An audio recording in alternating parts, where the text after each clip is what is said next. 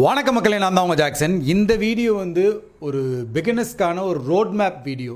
Beginners எப்படி ஒரு ஆர்கனைஸ்டாக படிக்கணும் அப்படின்னு சொல்கிறதுக்கான வீடியோ தான். ஸோ ஏன்னா புதுசாக நுழைஞ்சோடனே சில பேர் ஆர்வக்கோளாராக இருப்பீங்க, சில பேர் உடனே ஒரு 10 நாள்லேயே பேங்க் எக்ஸாம் பாஸ் ஆகிடணும்னு நினைப்பீங்க. ஸோ பேங்க் எக்ஸாம்னா ஒரு வரைமுறை இருக்குது. இப்படி ஆர்கனைஸ்டாக படித்தாதான் நமக்கு பக்காவாக நம்ம ரெடியாக முடியும் அப்படின்னு அர்த்தம். ஸோ ஃபஸ்ட்டு எடுத்தோடனே நான் உங்கள்கிட்ட சொல்கிற ஒரே விஷயம், ஃபஸ்ட்டு பேசிக்ஸை ரொம்ப ஸ்ட்ராங்காக கற்றுக்கணும். இதுதான் ரொம்ப ரொம்ப முக்கியம். இதுதான் ஃபஸ்ட்டு விஷயமே. பேசிக்ஸை நல்லா ஸ்ட்ராங்காக கற்றுக்கணும். ஏன்னா நம்ம என்ன செய்கிறோம்னா, பேசிக்ஸ் நம்ம படிச்சுக்கிட்டு இருக்கும் போதே எக்ஸாம் வந்துடும். அரைகுறையாக அப்படியே போய் எழுதுவோம், மார்க் வரல அப்படின்ட்டு திரும்ப ஸ்கிப் பண்ணிட்டு போயிடுவோம். அதில் சில பேர் தான் அதை தாண்டி கடந்து திரும்ப அடுத்து படிக்க உட்காருவாங்க. அதனால் இப்போயே ஸ்டார்ட் பண்ணிடுங்க. டைம் இருக்கும் போதே எல்லா டாப்பிக்குமே முக்கியம். எல்லா டாப்பிக்கோட பேசிக்ஸையுமே ஸ்ட்ராங் பண்ணிக்கோங்க. அடுத்து என்ன செய்கிறது சார்? சரி, இப்போ பேசிக்ஸ் நான் வீடியோ பார்க்குறேன், இல்லை ஒரு அகாடமியில் படிக்கிறேன், அங்கே நான் கிளாஸ் சொல்லித்தராங்க, சரிங்களா? அதுக்கப்புறம் நான் என்ன சார் செய்கிறது? பேசிக்ஸ் கற்றுக்கும் போதே அதோட கொஸ்டின்ஸ் சால்வ் பண்ணி பார்க்கணும். பிடிஎஃப் ஃபைல்ஸ் நிறைய இருக்கும், அகாடமியில் புக்கு கொடுப்பாங்க, சரியா? அதை சால்வ் பண்ணி பார்க்கணும். ஃபார் எக்ஸாம்பிள் உங்களுக்கு நான் என்ன சொல்கிறேன் அப்படின்னா, ஒரு நாள் காலையில் ஒரு 2 டாபிக் படிக்கிறீங்கன்னு வச்சுக்கோங்க. சிலாயிசமும் சிம்பிளிஃபிகேஷன் படிக்கிறீங்கன்னா, அன்னைக்கு மதியமே பார்த்தீங்கன்னா சிலாயிசமில் ஒரு 100 கொஸ்டின், சிம்பிளிஃபிகேஷனில் ஒரு 100 கொஸ்டின் சால்வ் பண்ணி பார்க்கணும், சரிங்களா? அப்போ நமக்கு ஓரளவு அதை பற்றி தெரிஞ்சிடும். அடுத்த நாள் ஒரு 2 டாபிக் படிப்பீங்க, அதோட ஒரு 100 கொஸ்டின் சால்வ் பண்ணி பார்ப்பீங்க. இந்த மாதிரி ஒரு வாரத்துக்கு பார்த்தீங்கன்னா நீங்கள் ஒரு 10 டாபிக் முடிச்சிருப்பீங்க. கரெக்டாக திங்கள்லேருந்து வெள்ளி வர ஒரு 10 டாபிக் முடிச்சிருப்பீங்க. ஸோ ஆக மொத்தம் பார்த்தீங்கன்னா நிறைய நம்பர் ஆஃப் கொஸ்டின் சால்வ் பண்ணி பார்த்துருப்பீங்க. இதுக்கப்புறம் சனி ஞாயிறுன்னு ஒன்று வரும் தெரியுமா? இந்த சனி ஞாயிறில் ஏதாவது வெப்சைட்டில் போயிட்டோ, இல்லை ஏதாவது நீங்கள் பேக்கேஜ் வாங்கியிருந்தாவோ, இல்லை இன்ஸ்டியூட்டில் போயிட்டோ, அந்த வாரம் ஃபுல்லாக படித்த 10 டாப்பிக்கில் இருந்தும் ஒரு 50 கொஸ்டின் சால்வ் பண்ணி பார்க்கணும். இப்படி சால்வ் பண்ணி பார்த்தா தான் ஓரளவுக்கு நம்ம மண்டையில் நிற்கும். இல்லாட்டி அந்த டாபிக் பார்த்த மாதிரி இருக்கும், திடீர்னு ஞாபகம் இருக்காது அடுத்து சால்வ் பண்ணும் போது. இதுதான் பிகினர்ஸ்க்கு வரக்கூடிய ஒரு விஷயமே. இது நானும் அனுபவிச்சிருக்கேன், அதனால உங்களுக்கு சொல்கிறேன். இப்போ சிலாயிசம் நடத்தியிருப்பாங்க, அன்னைக்கு ஒரு 100 கொஸ்டின் சால்வ் பண்ணியிருப்பேன். அடுத்து சனிக்கிழமை சிலாயிசத்தை எடுத்து பார்த்தேன்னா அது எனக்கு புதுசாக தெரியும். ஏன்னா அந்த டாபிக் நம்ம பார்த்தோமா அப்படின்ற மாதிரி இருக்கும். ஸோ அதனால தான் சொல்கிறேன், சனி ஞாயிறு உட்காந்துமே அந்த 5 நாள் பார்த்த எல்லாத்தையுமே சேர்த்து நீங்கள் சால்வ் பண்ணி பார்க்கணும். இப்படி ஒவ்வொரு வாரமும் போக போக போக போக போக எல்லாமே நீங்கள் முடிச்சிடுவீங்க. அதுக்கப்புறமா சரி சார், நான் எல்லா டாப்பிக்கும் முடிச்சிட்டேன், எல்லா பிடிஎஃப்பும் சால்வ் பண்ணிட்டேன், அதுக்கப்புறம் என்ன செய்யணும்னா செக்ஷன் டெஸ்ட் எடுத்து பார்க்கணும். செக்ஷன் டெஸ்ட்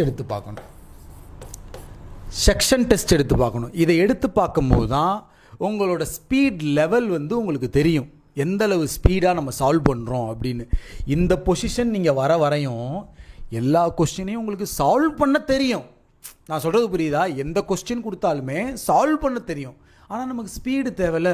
ஸ்பீடு எப்படி கொண்டு வருது? ஸோ செக்ஷன் டெஸ்ட்டை வச்சு சால்வ் பண்ணுங்கள்.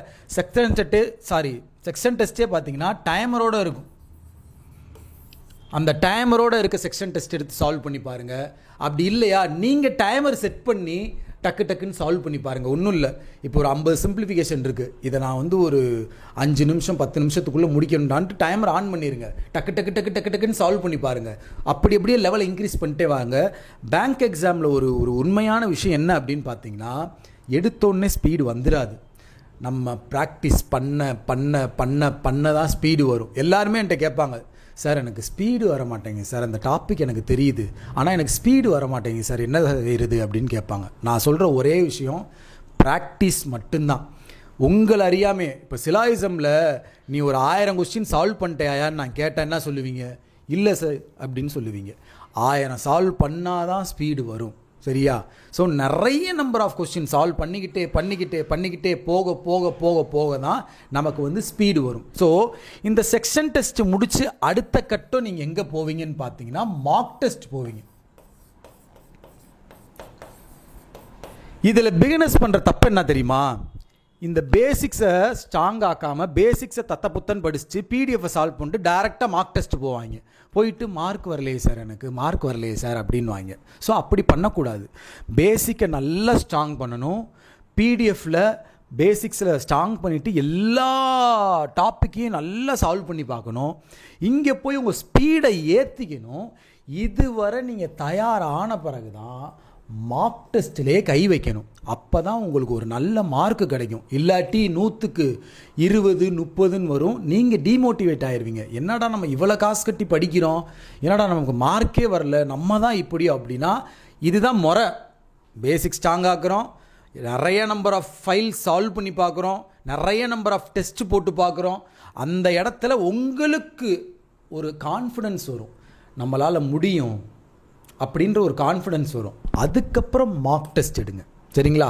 அப்படி எடுத்தால் ஓரளவு உங்களுக்கு மார்க் வரும். ஒரு 40 தொட்டுறீங்கன்னு வச்சுக்கோங்களேன். அடுத்து திரும்ப ப்ராக்டிஸ் இங்கேயே வரும்.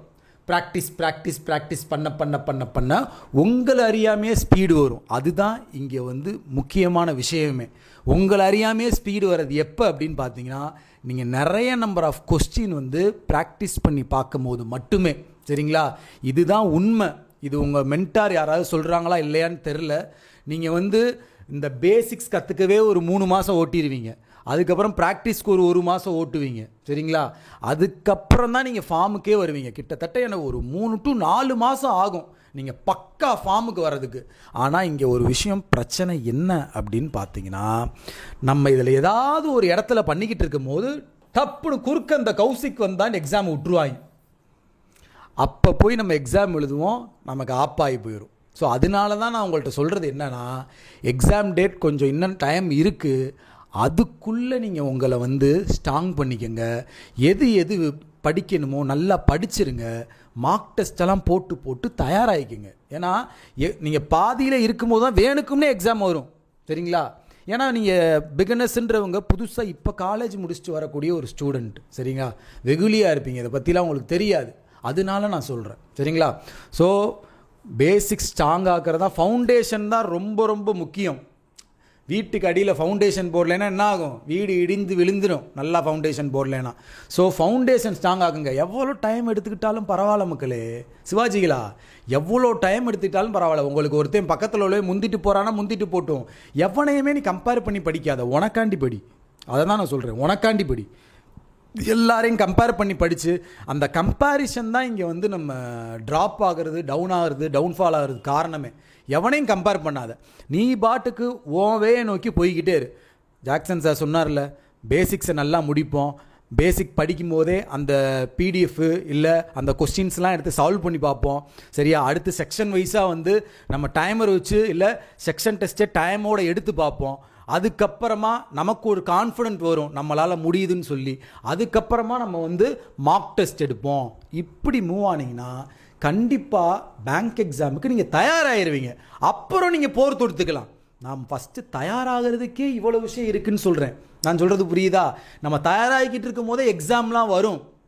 அப்போ போய் சும்மா அட்டன் பண்ணிட்டு வாங்க, பிரச்சனையே கிடையாது, சரிங்களா? போய் எழுதிட்டு வாங்க, கிளியரானா ஓகே. இல்லாட்டி நம்ம தயாராகிக்கிட்டே இருப்போம் போருக்கு, அவ்வளோதான். ஸோ இதை தான் உங்கள்கிட்ட சொல்லணும்னு விரும்பினேன். ஸோ நான் உங்கள்கிட்ட ஓப்பன் டாக்காகவே சொல்கிறேனே, நிறைய அகாடமிஸ் இருக்குது, நிறைய வெப்சைட்ஸ் இருக்குது, நம்ம வெப்சைட் இருக்குது, இப்படி பல உங்களை சுற்றி சோர்ஸ் இருக்குது மக்களே. எதையாவது எடுத்து நீங்கள் யூஸ் பண்ணுங்கள், கண்டிப்பாக கிளியர் பண்ணுவீங்க. ஒருவேளை நீங்கள் வீட்டில் இருந்தே படிக்கிறீங்க அப்படின்னா உங்களுக்கான ஒரு மென்டாரை கரெக்டாக தேர்ந்தெடுத்து, சார் நான் எங்கே பேக்கேஜ் வாங்கணும், நான் எந்த இடத்துல போய் படிக்கணும், எந்த ஆர்டரில் படிக்கணும் அப்படின்னு கேட்டுக்கோங்க. இல்லை ஒர்க் போயிட்டே படிக்கிறீங்க அப்படின்னா நீங்களும் ஒரு மென்டாரை சூஸ் பண்ணி அந்த மென்டாரை காண்டாக்ட் பண்ணி நீங்கள் யூஸ் பண்ணிக்கோங்க. உங்களுக்கு ஏதாவது குவரிஸ் என்ன காண்டாக்ட் பண்ணணும்னு நினச்சிங்கன்னா இன்ஸ்டாகிராமில் Jackson_CWJ இதை காண்டாக்ட் பண்ணுங்கள், சரிங்களா?